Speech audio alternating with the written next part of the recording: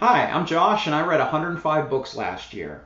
When you read that many books, you're bound to have some really great things that you've read, so I'd like to share those with all of you today. I'm primarily a fiction reader, although I do read enough nonfiction to make a smaller list. So I'm going to start with my 3 nonfiction reads and then give you my top 10 fiction reads of the year. Hey guys, when I edited this video, it was too long again. So what I'm going to do is just tell you my top 3 nonfiction rather than talking about them for 5 minutes like I did on the other. Number 3 is a book called Caste, The Origins of Our Discontent by Isabel Wilkerson. Number 2 is Fiddler on the Subway by Gene Weingarten. And number 1 was Night by Elie Wiesel.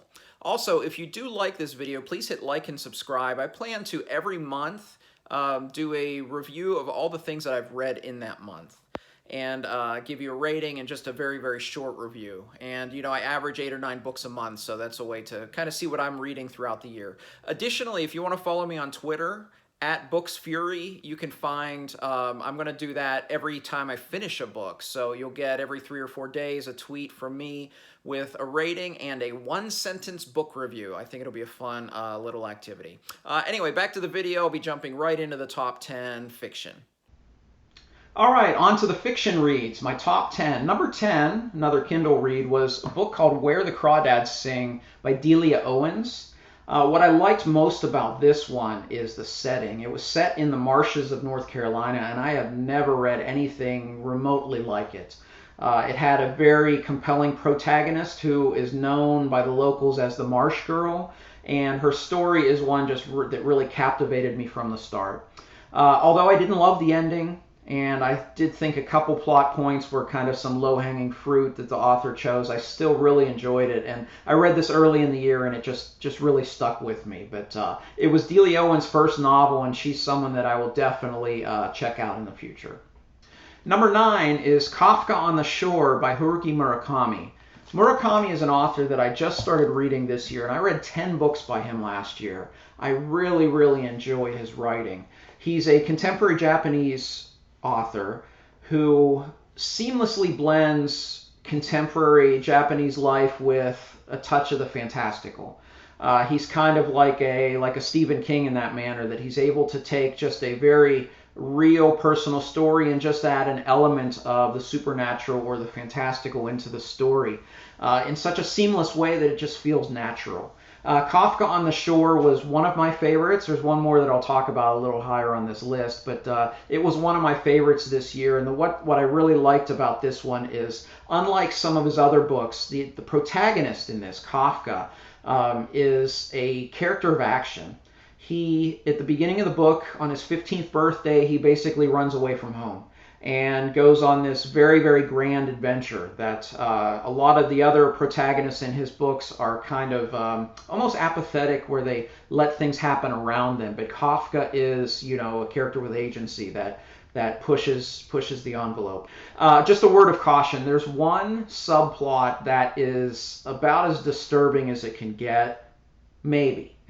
It's potentially disturbing. The topic is disturbing, but you're not sure if that is what really happens. I'm trying to be vague about this. You can probably Google and see what it is. But, you know, if you're someone who likes their books, you know, nice unicorns and rainbows, this might not be the one because of the one disturbing little subplot. But besides that, it was just a totally mesmerizing read that I just thoroughly enjoyed from beginning to end. All right, number 8 is Oryx and Craig by Margaret Atwood. This is a strange little book that I absolutely loved.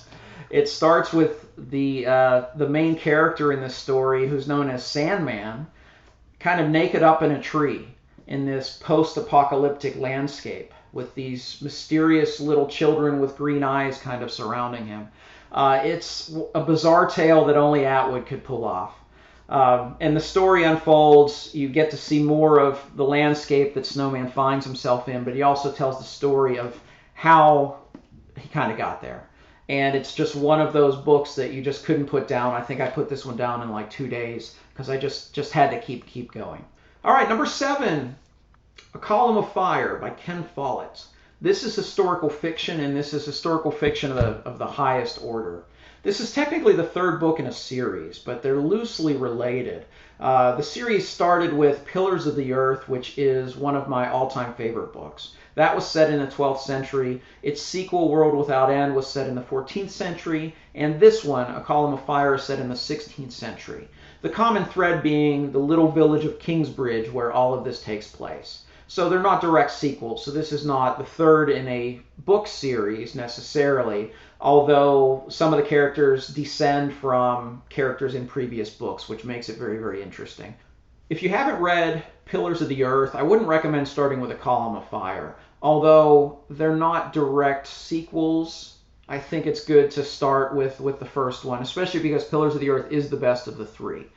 Obviously, Column of Fire is pretty great if it's number 7 for me on a year that I read 105 books. But if you like historical fiction, you like vivid characters, and you like being thrown into a story that just kind of takes you away, Column of Fire is going to do that for you. Number 6 is Of Mice and Men by John Steinbeck. I read 4 things by Steinbeck this year. I read 3 of his short novels and his memoirs, Travels with Charlie. I adore Steinbeck. He's one of my favorite American authors. He's one of my favorite classic authors. This is a great short tale that you may know. I actually knew the story going in because I had seen the play version of it years ago, but it didn't lessen my enjoyment of it. The one thing about Steinbeck is that he creates characters that are very, very easy to see in your mind and to connect with. George and Lenny are so vividly portrayed in this book. It's just one of those great short novels that I think everyone should read. If it weren't a year that I read 105, this might have been a top 3 book for me. All right, number 5 is our second book by Murakami, and this one's called Norwegian Wood. And this was the first Murakami book that I read this year of the 10, and it was my favorite. This was not one that wove elements of the fantastical. This is a very straightforward work of literary fiction. When I use that word literary fiction, that's when I feel that the themes are more important than necessarily the plot. And the themes in this are remarkable for a volume this small. I mean, it's a coming-of-age story. It's, about growing up and loss of innocence and love and death and friendship and mental illness, and it's a really, really great story. It's a very personal tale, but it deals with so much, and when I got to the end of it, I was kind of surprised that I was a bit emotional at the end of it. It's just so well written, and I was hooked on Murakami from the very start, having read Norwegian Wood. All right, number 4. If I was a little emotional at the end of Norwegian Wood, I was totally wrecked by The Summer Guest by Justin Cronin. Justin Cronin is an author that's one of the few that I have read of any significance who is just a true master at the subtle art of character creation. In fact, that's the one thing that the top 4 on this list all has in common. For me, if I had to, plot, character, setting, etc., etc., if I had to point to my number 1 favorite, it would probably be character. And that's why this book is so good. He creates these characters with such subtle means. He's not one of those authors that has to, blow you away with paragraph upon paragraph of exposition about a character, or have all these lengthy, deep inner monologue, soliloquies, for lack of a better term, to describe a character. He's so good at just very succinctly getting to the point. And it's a true art of, amongst authors, and he's so good at it. It's a story that's set in New England, and it's a multi-generational saga. And really, the simplest way that I can say, what this book is when I hear someone say that so-and-so quit their job to go write the great American novel. This is it. Well, this or East of Eden, but this is the kind of story that I picture when someone says the great American novel. Summer Guest by Justin Cronin. Definitely check it out. All right, number 3. Number 3 is a book series. I think if a book series is one that you don't want to jump in the middle, or you can't jump in the middle, I think it's best judged as, as a whole, okay? So this is a trilogy of books by Brandon Sanderson. It's the Mistborn trilogy. And Mistborn is the first book. You also see it published as The Final Empire or Mistborn: The Final Empire, but mine says Mistborn. I am so in love with this trilogy right now. There's a little bit of recency bias, I admit. I just finished this in November, having just experienced Sanderson for the first time, a couple months before that, and I was absolutely blown away. So I said I'd take a little bit more time on my top four. So here we go. Let me give you the setup on this one. So imagine that at the end of Lord of the Rings, Sauron kills Frodo, takes the ring, and then rules Middle-earth.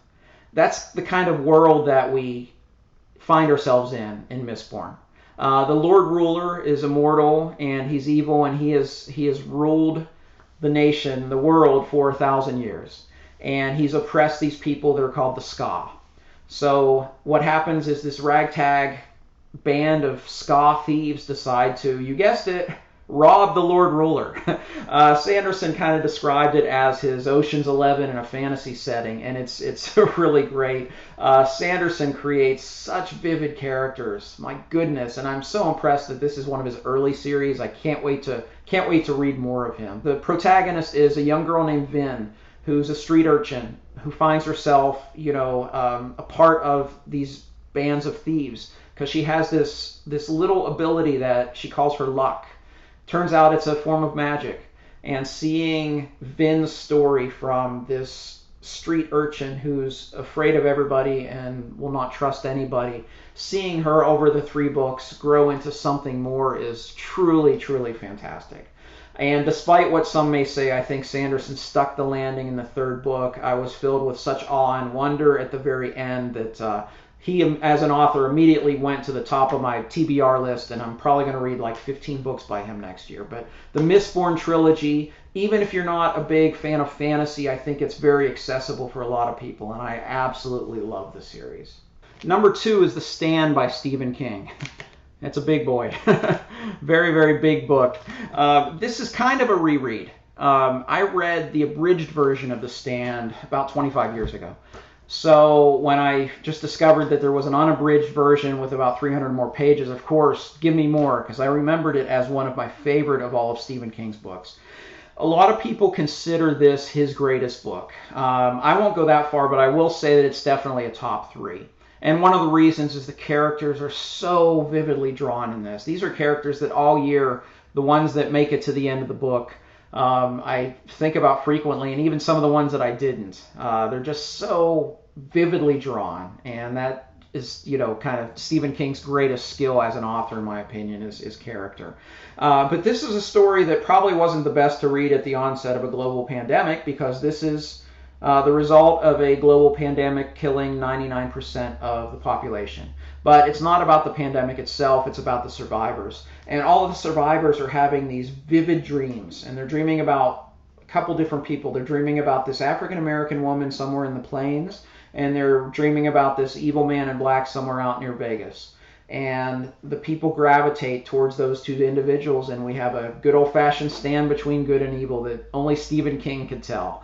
It's a really sprawling series with some of my favorite characters in all of literature that I've ever read, and even though it's a big book, I would not be intimidated by it because it's just so good. A lot of people say that Stephen King can't end a book, but when he does, when he ends it well like this one, man, it's so great.